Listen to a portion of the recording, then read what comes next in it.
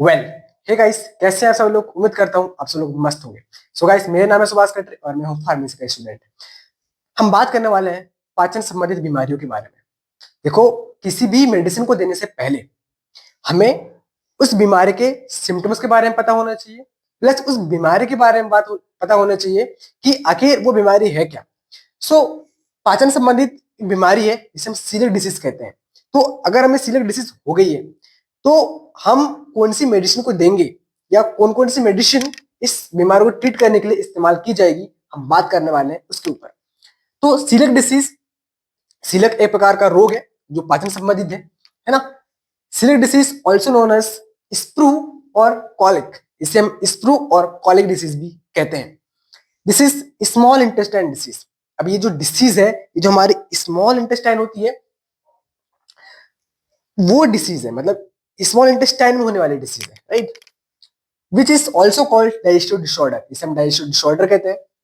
In this disease patients not able to gluten, right. अब देखो, जो ग्लूटेन है, ये अगर बीमारी हो गई है तो पेशेंट ग्लूटेन नहीं ले पाएगा। देखो, ग्लूटेन प्रेजेंट होता है गेहूं में, राई में, राइट। तो अगर ये वाली डिसीज हो गई है तो वो ग्लूटेन को नहीं ले पाएगा, ग्लूटेन नहीं खा पाएगा, right.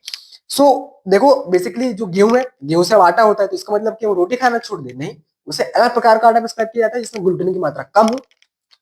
Gluten is a protein. अब ग्लूटेन एक प्रकार का प्रोटीन है which is present in wait.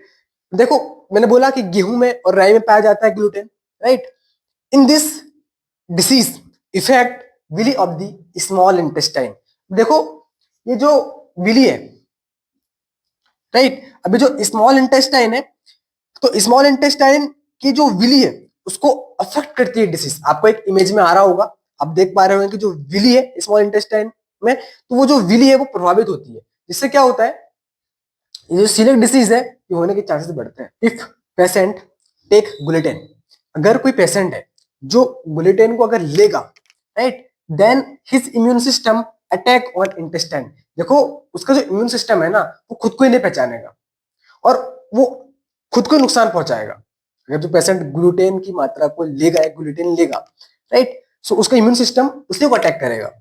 This is hereditary disorder. ये पीढ़ी दर पीढ़ी आगे बढ़ने वाला डिसऑर्डर भी है, जेनेटिकली होता है, पीढ़ी दर पीढ़ी बढ़ता है, ऐसा भी डिसऑर्डर होता है, राइट। सीलियक डिसीज जो है पेट संबंधित बीमारी है। सिम्टम्स की बात कर रहे हैं कि आखिर सीलियक डिसीज अगर किसी को हो गई, किसी पेशेंट को, तो क्या सिम्टम्स देखने के लिए मिल सकते हैं। सो गैस फॉर्मेशन, यानी कि गैस बनेगी, गैस फॉर्मेशन देखने को मिलेगा। कॉन्स्टिपेशन, कब्ज की शिकायत रहेगी पेट पे। एब्डोमेन स्वेलिंग, मतलब कि पेट में सूजन टाइप सी होगी, पेट फूलेगा, राइट। वेट लॉस, यानी कि जो शरीर है वो कमजोर हो जाएगा, वेट एकदम से गिर जाएगा, राइट। जो मोटा है वो पतला हो जाएगा, पतला है और पतला हो जाएगा। वीकनेस, पूरे शरीर में कमजोरी टाइप से महसूस होगी, सो वीकनेस देखने को मिलेगी। अगर किसी को सीलियक डिसऑर्डर या सीलियक डिसीज अगर हो गई है तो कुछ ऐसे सिम्टम्स देखने को मिलेंगे। अगर ऐसे सिम्टम्स देखने को मिल रहे हैं तो डॉक्टर के पास जाना है और इलाज करवाना है अच्छे से, और अच्छे से मेडिसिन देनी है। ट्रीटमेंट की हम बात करें कि अगर किसी पेशेंट को सीलियक डिसीज हो गई है तो कौन सी मेडिसिन देंगे हम जिससे इस बीमारी से हम छुटकारा पा सके। सो डेक्सामेथासोन 0.75 mg में आती है डेक्सोमेथासोन, और उसका जो ब्रांड नेम है, यानी कि मार्केट में जो ब्रांड नेम से आती है वो है डेल्टासोन, राइट। और जो है ये इसका जेनरिक नेम है, इनग्रेडिएंट नेम है, यानी कि ये इस मॉलिक्यूल्स का इस्तेमाल होकर के ये मेडिसिन बनी है। देखो, मार्केट में ब्रांड्स नेम चलते हैं, यानी कि इस मेडिसिन को एक पर्टिकुलर कंपनी है जो इस ब्रांड नेम से बेच रही है। डॉक्टर्स ब्रांड नेम प्रिस्क्राइब करते हैं, रिटेल में ब्रांड नेम से मेडिसिन मिलती है। अगर किसी पेशेंट को डॉक्टर ने प्रिस्क्राइब किया है डेक्सामेथासोन तो ब्रांड नेम प्रिस्क्राइब करेगा डेल्टासोन। जो जितने तगड़े तरीके से मार्केटिंग करता है उसी के ब्रांड चलते हैं। जैसे डेल्टासोन है, हर कंपनी के अलग अलग ब्रांड्स नेम होते हैं। तो जितना अच्छा मार्केटिंग करेगा, जितना अच्छा मार्केट में बनेगा, उसके ब्रांड्स नेम चलेंगे, उसकी मेडिसिन बिकेगी, उसकी सेल्स ज्यादा होगी, करेक्ट। तो डेल्टासोन एक कंपनी है, उसका ब्रांड नेम है, और वो इसका डेक्सामेथासोन इसका मॉलिक्यूल्स नेम है, करेक्ट। सो डेक्सामेथासोन 0.75 mg हम देंगे अगर ये बीमारी हो गई किसी पेशेंट को तो। बीडी यानी कि दिन में 2 बार हम देंगे उसको। उसके साथ ही सब एंटीबायोटिक्स भी दी जाती है, जैसे कि ऑफ्लॉक्सासिन एंड ओनिडाजोल, ये 2 कॉम्बिनेशन में आती है। और इसका ब्रांड नेम, बहुत ही फेमस ब्रांड नेम है O2, जो हर मेडिकल स्टोर में मिल जाता है। करेक्ट। मेट्रोनाइडाजोल टेबलेट है, 400 mg में आती है, इंडियन फार्माकोपिया। राइट। अभी आईपी का मतलब क्या होता है? इंडियन फार्माकोपिया, यानी कि ये हमारा जो इंडियन फार्माकोपिया है उस इंग्रेडिएंट से मिलकर के बनी हुई है। जैसे बीपी है, ब्रिटिश फार्माकोपिया, यूएसपी है, यूएससी फार्माकोपिया, यानी कि उस फार्माकोपिया से बना हुआ है मॉलिक्यूल्स, और उससे बनी है मेडिसिन, मतलब उस फार्माकोपिया का इस्तेमाल कर करके बनाया गया है। सो ब्रांड नेम की बात करें तो मेट्रोगाइल 400 ब्रांड नेम से आती है। मेट्रोनाइडाजोल उसका मॉलिक्यूल्स वही है। सो ये जो टेबलेट है इस बीमारी को ट्रीट करने के लिए हम इस्तेमाल करते हैं।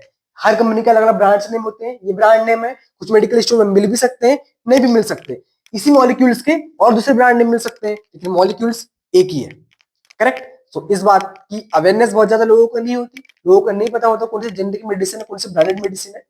मेडिसिन का पेटेंट खत्म हुआ तो हमारे हिंदुस्तान में हर एक कंपनी, मैन्युफैक्चरिंग कंपनी उसके मेडिसिन को, मतलब जो जेनरिक वर्जन है उसको बना सकती है। पेटेंट खत्म हो चुका है, 20 साल का पेटेंट होता है किसी कंपनी का, वो हो गई ब्रांडेड। अब देखो, हर एक मैन्युफैक्चरिंग कंपनी पेटेंट खत्म होने के बाद में उसको मैन्युफैक्चर कर सकती है, मतलब उसके इंग्रेडिएंट का इस्तेमाल कर करके मेडिसिन बना सकती है बल्कों में। तो जेनरिक ही वर्जन वो बना सकती है, लेकिन कुछ जेनरिक ब्रांडेड कंपनी ये करती है, उन जेनरिक वर्जन को अपने कंपनी का नाम दे करके, मतलब अपने ब्रांड का नाम दे करके मार्केट में उसको महंगे से महंगे दाम पे बेचती है, यहाँ पर मार्केटिंग कॉस्ट लग जाती है। राइट। मार्केटिंग करती है उसकी अच्छी तरीके से, सो इस वजह से उसका प्राइस बढ़ जाता है। बाकी होती सारी जेनरिक ही है पेटेंट खत्म होने के बाद। करेक्ट। सो अगर सिलेक्ट डिसीज हो गई है, सो ये मेडिसिन प्रिस्क्राइब करेंगे हम। और आई होप गाइस आपको वीडियो पसंद आई हो। वीडियो पसंद आई है तो गाइस प्लीज इस चैनल को सब्सक्राइब करिएगा। 1000 सब्सक्राइबर कंप्लीट हो चुके हैं और भी हमको आगे तक पहुंचना है। और अगर वीडियो पसंद आ रही है तो सब्सक्राइब करें, अदरवाइज ना करें, तो जबरदस्ती नहीं है। सो मिलते हैं गाइस नेक्स्ट वीडियो में, तब तक के लिए जय हिंद, वंदे मातरम दोस्तों, बहुत बहुत धन्यवाद।